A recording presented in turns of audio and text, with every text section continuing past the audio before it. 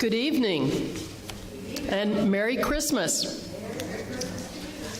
And welcome to Westside Unitarian Universalist Church's Candlelight Christmas Eve celebration. It's the first time we've ever done it this way, so tonight will be very special, I think. In case you may not know me, I know we have a few new faces here tonight.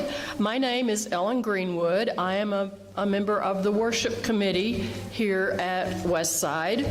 My pronouns are she and her. And tonight, as always, Westside is a congregation where all of us are welcome and all of who we are is welcome. We gather this evening to celebrate the holiday, both sacred and secular, and we hope that each of you finds a bit of holiday joy to take with you through the coming year. As we light our chalice tonight, and our minister, the Reverend Bedeau, will light, as I read these words that come from UU minister Dan Lambert. We gather together on this Christmas Eve as fellow sojourners, looking for light, for hope, for peace, and for love. We gather as people from many backgrounds, many faiths, many cultures, and many spiritual paths. But as we light this chalice, we gather as one body, looking to the Nativity for its message to all humanity. Its message is that there is light, there is hope, there is peace, and there is love. And Sandra has a musical prelude for us at this point.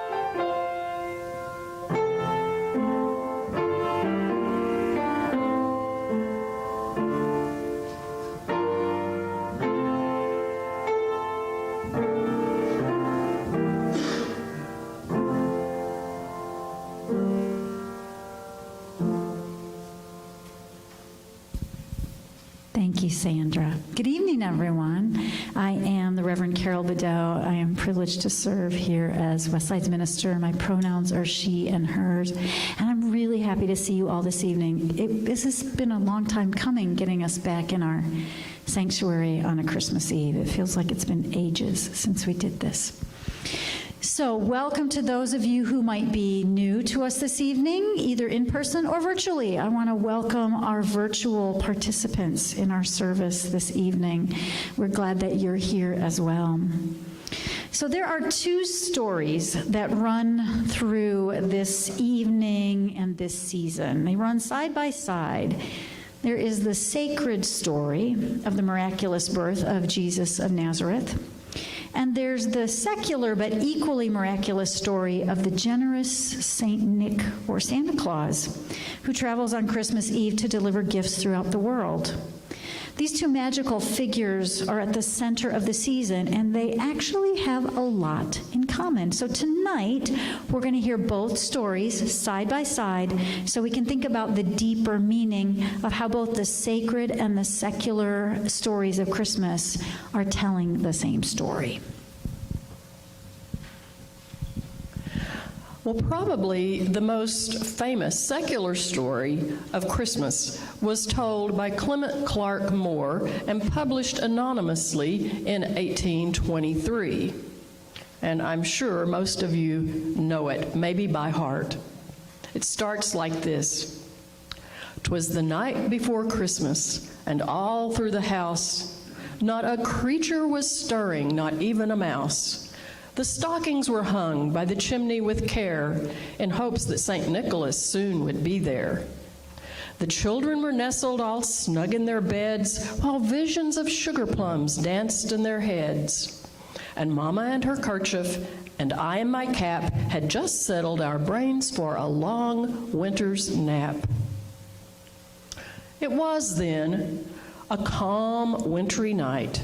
Things were quiet and still, and people were cozily settled in warm beds. Now, in the story of Jesus' birth, we also find a mother and father seeking shelter on a cold night. And though the Bible story doesn't really describe in detail the journey of Mary and Joseph from Nazareth to Bethlehem, we know that finding a warm bed is an essential part of the story for this small family. Holiday pageants and celebrations around the world each year depict the journey of Mary and Joseph seeking shelter on a cold night. The second chapter of the book of Luke describes it this way. In those days, a decree went out from Emperor Augustus that all the world should be registered. This was the first registration and was taken while Quirinius was governor of Syria. All went to their towns to be registered.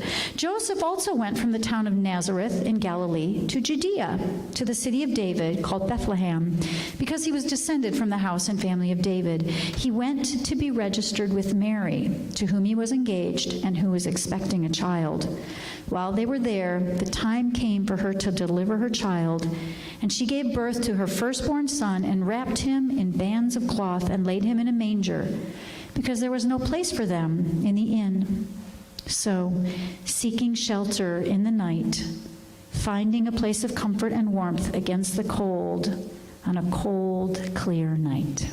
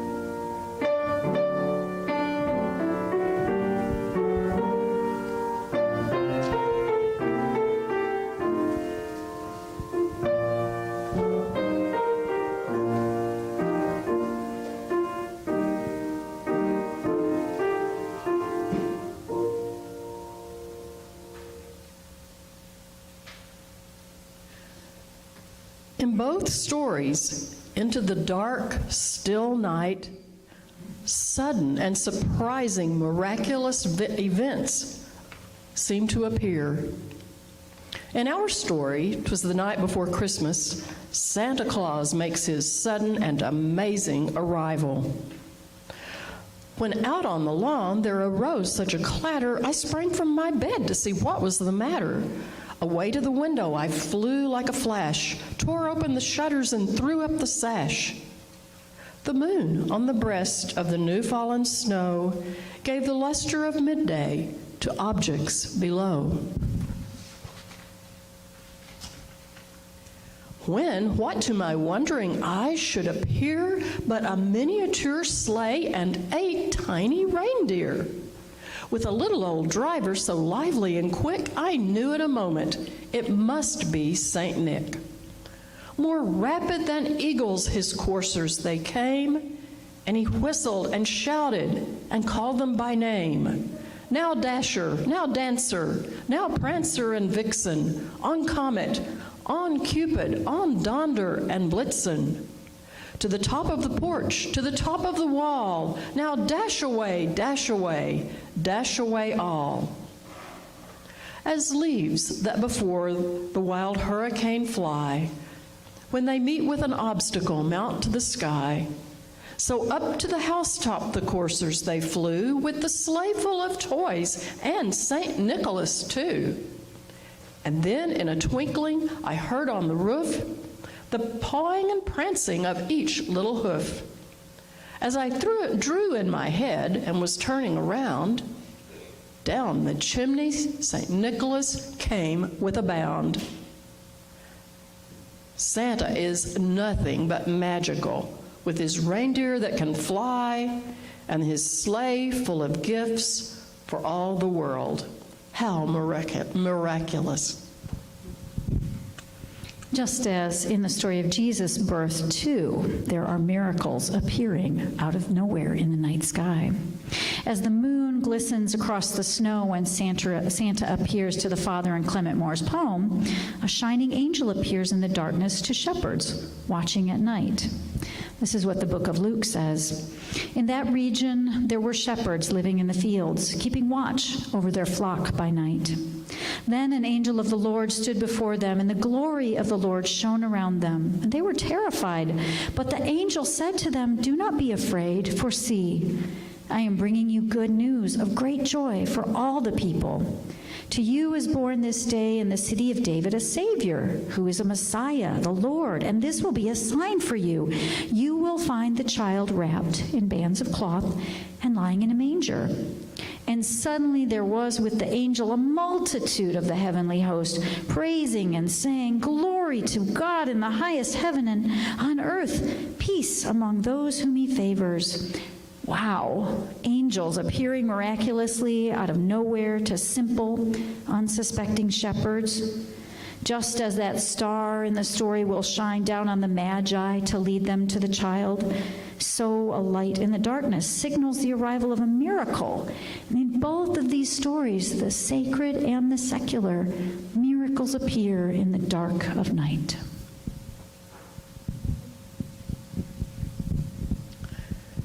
Well, the holiday season is traditionally a time for giving gifts.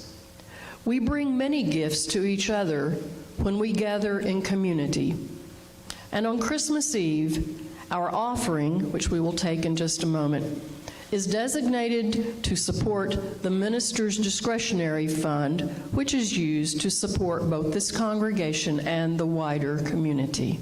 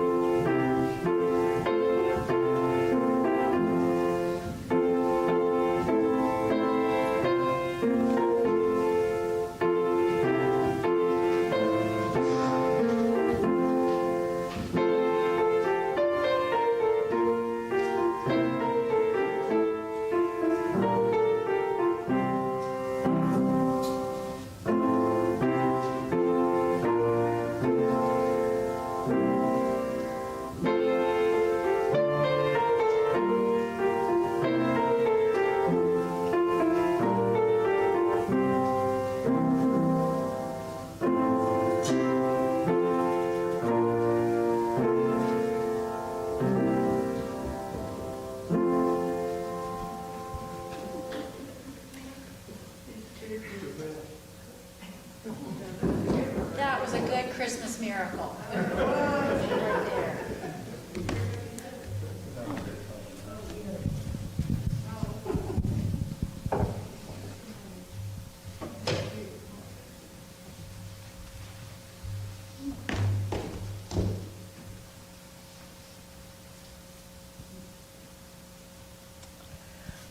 Now, at this point in the stories, the main characters do seem to be quite a bit different. St. Nicholas doesn't look much like the Christ child. He was dressed all in fur, from his head to his foot, and his clothes were all tarnished with ashes and soot.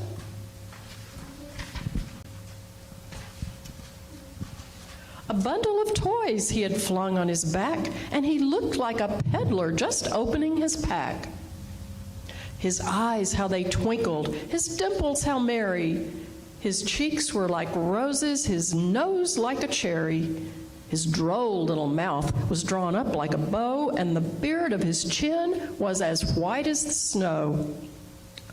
The stump of a pipe he held tight in his teeth, and the smoke, it encircled his head like a wreath. He had a broad face and a little round belly that shook when he laughed like a bowl full of jelly. He was chubby and plump, a right jolly old elf, and I laughed when I saw him in spite of myself.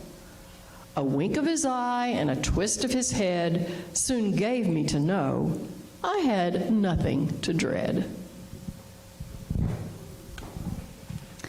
Here's what we learn about Mary, Joseph, and Jesus upon his birth from the book of Matthew, which describes the visit of the Magi, sometimes called the wise men or the three kings, to see the newborn child. In the time of King Herod, after Jesus was born in Bethlehem of Judea, wise men from the east came to Jerusalem asking, "Where is the child who has been born, King of the Jews? For we observed his star at its rising and have come to pay him homage." And they set out, and there ahead of them went the star that they had seen at its rising, until it stopped over the place where the child was. When they saw that the star had stopped, they were overwhelmed with joy. On entering the house, they saw the child with Mary, his mother, and they knelt down and paid him homage. Then, opening their treasure chests, they offered him gifts of gold, frankincense, and myrrh. So we imagine Mary and Joseph with the baby Jesus bundled up in the manger, the animals around them, as the three kings spread out the gifts. As does Santa Claus. He spoke not a word, but went straight to his work and filled all the stockings, then turned with a jerk, and laying his finger aside of his nose, and giving a nod, up the chimney he rose. So, even though the sacred and the secular stories give us different sorts of miracle bringers, the result is actually the same. Incredible gifts of spiritual import shared with the world, and good news to be spread to all. When the angels had left the shepherds and gone into heaven, the shepherds said to one another, "Let us go now to Bethlehem and see this thing that has taken place, which the Lord has made known to us." So they went with haste and found Mary and Joseph and the child laying in the manger. When they saw this, they made known what had been told them about this child, and all who heard it were amazed at what the shepherds told them. Sharing the good news. It's central to both the secular and the sacred stories of Christmas. And celebrations. No matter which version of Christmas is central to our life, rejoicing is absolutely a key part of this holiday.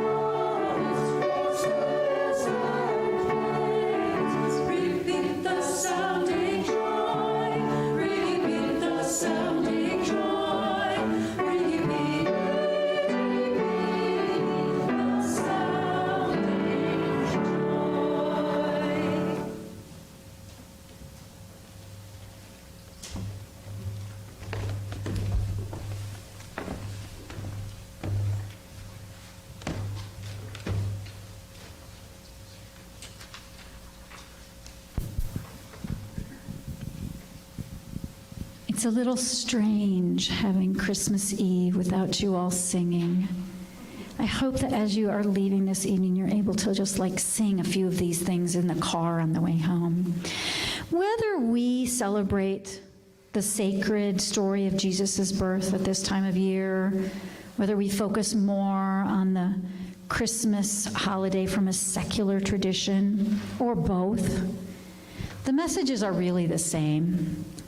This is a time for hope and for miracles. It's a time for unexpected things to happen that bring light in the darkness. It's a time for expectation. It's a time for surprises. It's a time for gifts and rejoicing and for generosity of spirit.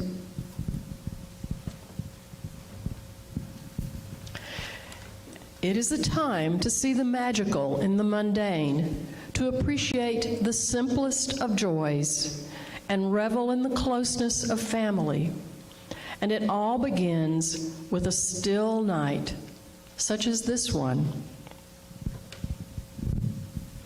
So as is the tradition with so many people in so many cultures, we light candles to help us remember these things.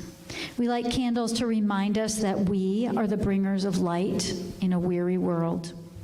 We light candles to inspire us to be generous and to be magical, because fire is, of course, magical and transformative, to remind us to risk the journey in the darkness by bringing the gift of ourselves to others who need us, who need our encouragement or our hope. We get to be whoever we want to be in these stories. Take a moment and just ask yourself, who do you most identify with in these stories? We can be the angels, we can be the magi, we can be the innkeeper or the father in Clement Moore's poem who opens his home willingly to this surprise visitor who brings gifts. Both of these stories remind us of who we should be and who we can be if we follow the lead of these heroes.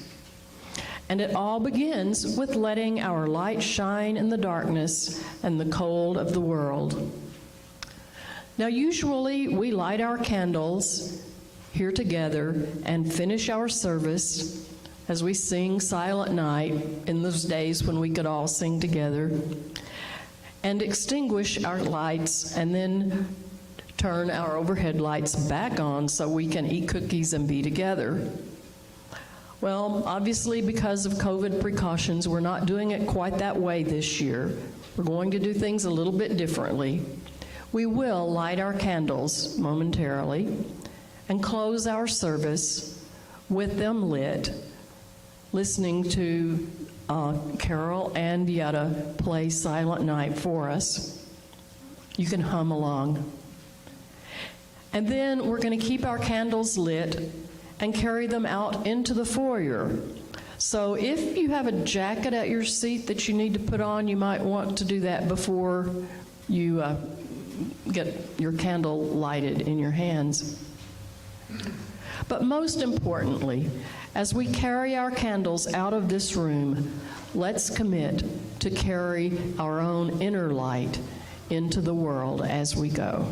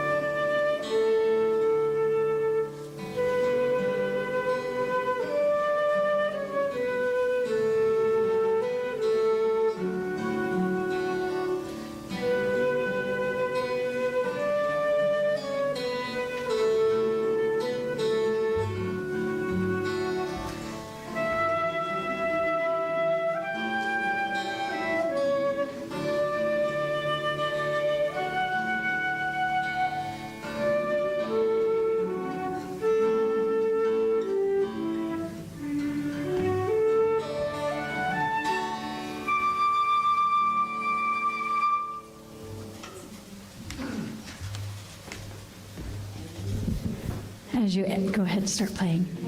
As you exit the room, we are wishing you a Merry Christmas, wishing you the light and peace of this season, sending with you the love of this community, the hope for a brighter year ahead of us, and the joy of being together at this sacred time of year. Go in peace.